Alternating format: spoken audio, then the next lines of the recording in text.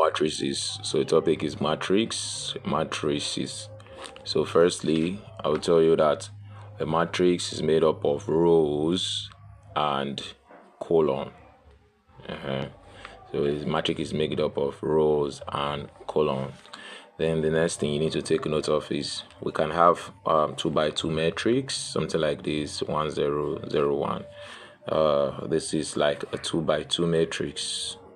You understand? Then there are also matrices like this, 0 1 0 1 0 1 0 0 1. Now this is an example of a 3 by 3 matrix because it has 3 rows and 3 columns. So there are different types of matrices. You can have 2 by 1, you can have 1 by 2, you can have different types of matrices. So what I'm just trying to explain to you now is the basics. Like I said, the matrix is divided into 2 parts, which is the rows and the columns. Then as time goes on, you get to understand it better. But there are different types of matrices. We have the zero matrix. The zero matrix, if you observe very well, the zero matrix, just look at it and understand that zero matrix has 0 0 0 0. It could be like this. And this one is for the 2 by 2 matrix. We can have a matrix, a zero matrix that is 3 by 3, like 0 0 0 0 0 0 0 0 0. This is now a 3 by 3 matrix. So you can have the zero matrix like this, which is the 2 by 2 matrix. Then you can have the zero matrix, which is the 3 by 3 matrix. You understand? 3 rows, 3 columns. You understand? Then apart from that, we have a square matrix. Now we have another type of matrix which is known as a square matrix. Now the square matrix will continue from in the next video. The square matrix. Now if you understand what a square is, a square has both sides equal. All the 4 sides are equal, right? So if you have A, so the 4A, all of them are equal. So a square matrix will mean that it's either going to be a 2 by 2, maybe like this is 0 0 0 0 now, or you have 3 by 3, 0 0 0 0 0 0 0 0 0. This is a square matrix because that's 3 3 2 2. So this is a square matrix. You understand? It can be 2 by 2, it can be 3 by 3. You understand? But when it's now 2 by 3 or 3 by 2, it's no longer a square matrix anymore. You understand?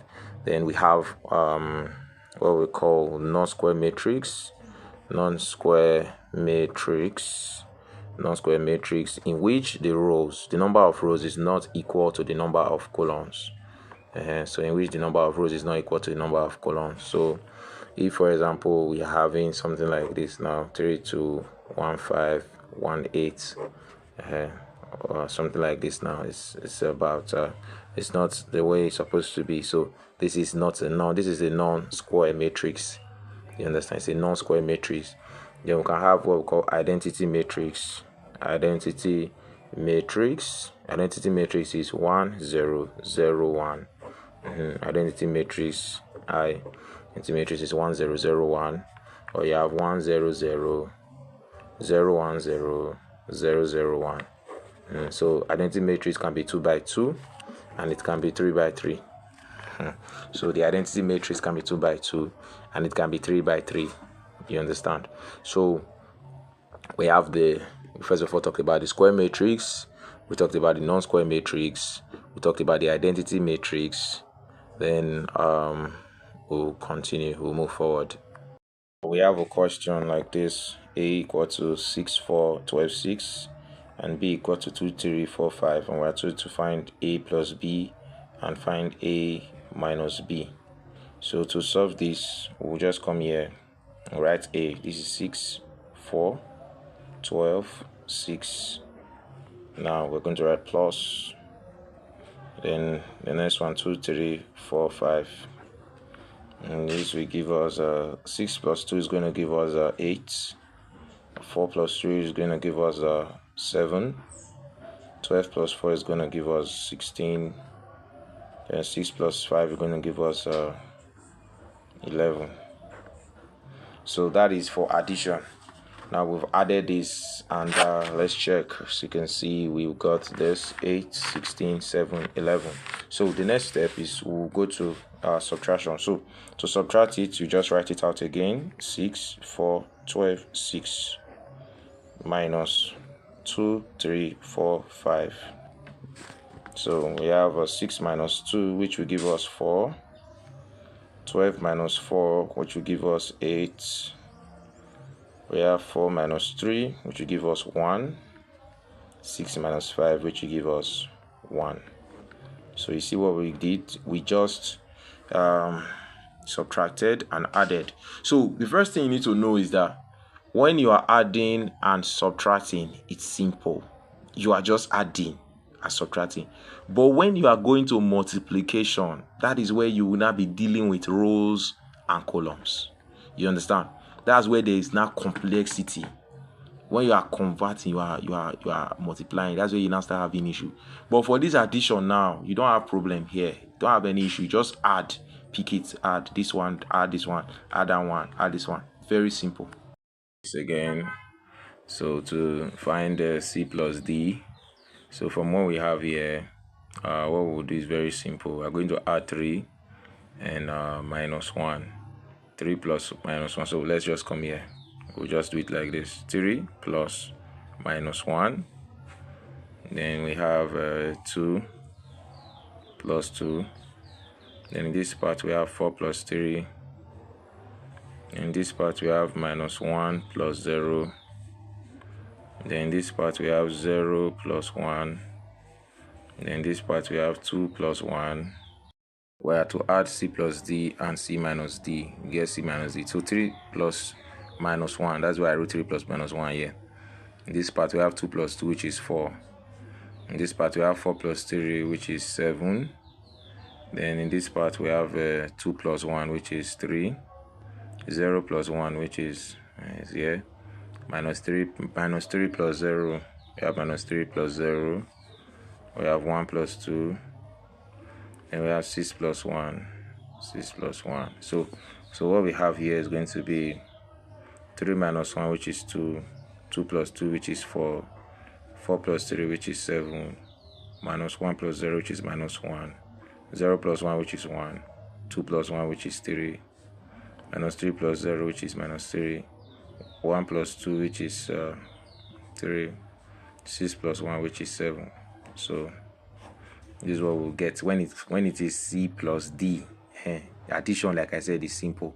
But when it comes to subtraction, that's where there is issue. So let's say we want to find C minus D now. C minus D will give us 3 minus 1, 2 minus 2, 4 minus 3, minus 1 minus 0, 0 minus 1, 2 minus 1, minus 3 minus 0, 1 minus 2, and 6 minus 1. So what we have here is going to be 3 plus 1. 3 plus 1, because minus times minus is plus. 2 minus 2 is what? 0. 4 minus 3 is what? 1. 0 minus 1 is minus 1. Then this will give us 1. Then this will give us minus 1. This will give us minus 3. This will give us minus 1. And this will give us 5. So from what we have here, all indications, we have 4, 0, 1, minus 1, minus 1, 1. Then we have minus 3, minus 1, 5. Part called scalar multiplication now. Scalar multiplication. Now this scalar multiplication is very simple. For example, you are given a question like A equal to 1, 3, 2, 4. If A is 1, 3, 2, 4, and you are told to find 5A, find 5A or find minus A. All you just do is very simple. You can just come here and write 5 into 1, 3, 2, 4. And this therefore means that you are saying 5 times 1. 5 times 1 is what? 5. 5 times 2, which is what? 10. 5 times 3, which is 15. And 5 times 4, which is 20. So we have 5, 15, 10, 20. And that's the first part, 5A. Then in this part that we have, this is 5A now. 5A equal to this. What about a situation where you have minus A? For minus A, you just come here and write minus 1 into 1, 2, 3, 4. That's what you just do. And -1 times -1 is going to give you -1. -1 times 2 is going to give you -2. -1 times 3 is going to give you -3. Then -1 times 4 will give you -4. So -1, -2, -3, -4. And so scalar multiplication is very simple. You just have to multiply what you have, the number or the symbol you have there, whether it's -1 or whether it's 5. You multiply it by what you have, and the result you get is what you see here, like this. You understand? So that's the benefit of scalar multiplication. Very simple, you understand, compared to this. But then when we go to vector multiplication, now that's where we now start seeing some of these issues coming up.